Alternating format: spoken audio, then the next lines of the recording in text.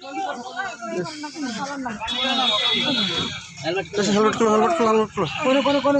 আড়োর মতো কাজ, আড়োর মতো হেলমেটটা খুলে দাও, ব্যাগটা কি আড়ো হলো তো ওই অল্প আড়াড় করো, অল্প খারাপ খারাপ হ্যাঁ ঠ্যাং যদি ভেঙে থাকে না ও বকরে পড়ে হইছে ভয় করছে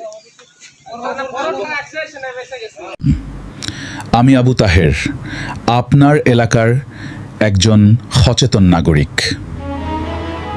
আমাদের বঙ্গাইগাঁও জেলার মেরাচার থানার অধীনে বটতারি এবং সন্তোষপুর মানাহ ব্রিজের পশ্চিমে যে টার্নিং মোড় রয়েছে, সেখানে প্রায়শই মারাত্মক বাইক দুর্ঘটনা ঘটছে।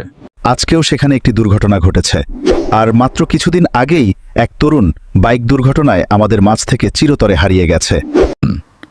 প্রতিটি সপ্তাহেই এখানে কোনো না কোনো দুর্ঘটনা ঘটেই চলেছে। অনুসন্ধান করে দেখা গেছে এই দুর্ঘটনার প্রধান কারণ হল অতিরিক্ত গতি। টার্নিংটির মুখে অনেকেই বাইকের গতি নিয়ন্ত্রণ করতে পারেন না। তাই এই রাস্তায় চলাচলকারী সকল বাইক চালক ভাই ও বন্ধুদের কাছে আমার বিনীত অনুরোধ এবং আকুল আবেদন, এই টার্নিংটির অন্তত ৩০০ মিটার আগে থেকেই আপনার বাইকের গতি একদম কমিয়ে আসুন। মোড় পার হওয়ার সময় তাড়াহুড়ো না করে অত্যন্ত সাবধানে এবং ধীরস্থিরে টার্নিং নিন। সময়ের চেয়ে জীবনের মূল্য অনেক বেশি। একটুখানি সচেতনতা আপনাকে এবং আপনার পরিবারকে বড় কোনো দুর্ঘটনা থেকে রক্ষা করতে পারে।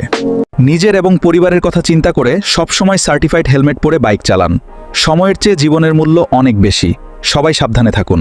দয়া করে পোস্টটি শেয়ার করে বঙ্গাইগাঁও এবং আশেপাশের এলাকার সকল বাইকারদের সচেতন হতে সাহায্য করুন। সবাই সাবধানে গাড়ি চালান, সুস্থভাবে বাড়ি ফিরুন।